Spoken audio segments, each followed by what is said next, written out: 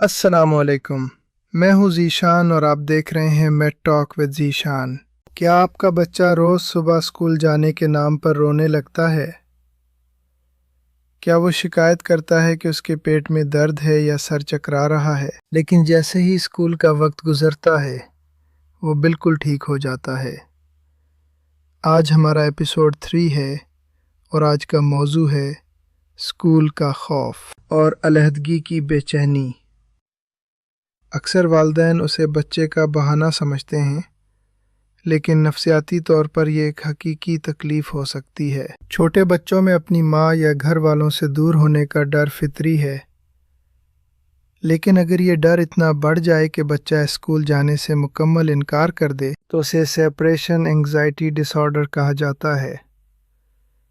اس ڈر کی جڑیں بچے کے لاشعور میں ہوتی ہیں۔ خیالی ڈر۔ بچے کو ڈر ہوتا ہے کہ اگر وہ گھر سے گیا تو اس کے پیچھے ماں باپ کو کچھ ہو جائے گا یا وہ خود کھو جائے گا۔ جسمانی علامات۔ خوف کی وجہ سے بچے کے جسم میں سٹریس ہارمونز پیدا ہوتے ہیں جو واقعی اسے متلی محسوس کرواتے ہیں۔ پیٹ درد یا سر درد محسوس کرواتے ہیں۔ یہ جھوٹ نہیں بلکہ نفسیاتی دباؤ کا جسمانی اظہار ہے۔ والدین کو اسے سنجیدگی سے لینا چاہیے۔ اگر بچہ اچانک اسکول سے ڈرنے لگا ہے تو صرف اسے ڈانٹے نہیں بلکہ یہ 3 چیزیں چیک کریں۔ اسکول کا ماحول۔ کیا وہاں کوئی اسے ہراساں تو نہیں کر رہا؟ کیا استاد بہت زیادہ سخت ہے؟ کبھی کبھی اسکول کا ڈر کسی خاص شخصیت کی وجہ سے بھی ہو سکتا ہے۔ گھر کی تبدیلی۔ کیا حال ہی میں آپ نے گھر بدلا ہے یا گھر میں کوئی لڑائی جھگڑا ہوا ہے جس کی وجہ سے بچہ عدم تحفظ کا شکار ہے؟ سیکھنے کی مشکل۔ کیا اسے کسی سبجیکٹ میں مشکل ہو رہی ہے جس کی وجہ سے وہ کلاس میں جانے سے کتراتا ہے؟ وہ شرمندگی محسوس کر سکتا ہے۔ اب بات کرتے ہیں حل کی۔ بچے کا اعتماد کیسے بحال کریں؟ سب پہلے خدا حافظ مختصر رکھیں۔ جب اسے اسکول چھوڑیں تو الوداعی منظر کو لمبا نہ کریں۔ مسکرا کر اسے کہیں کہ میں آپ کو چھٹی پر لینے آؤں گا اور چلے جائیں۔ نمبر 2، روٹین بنائیں۔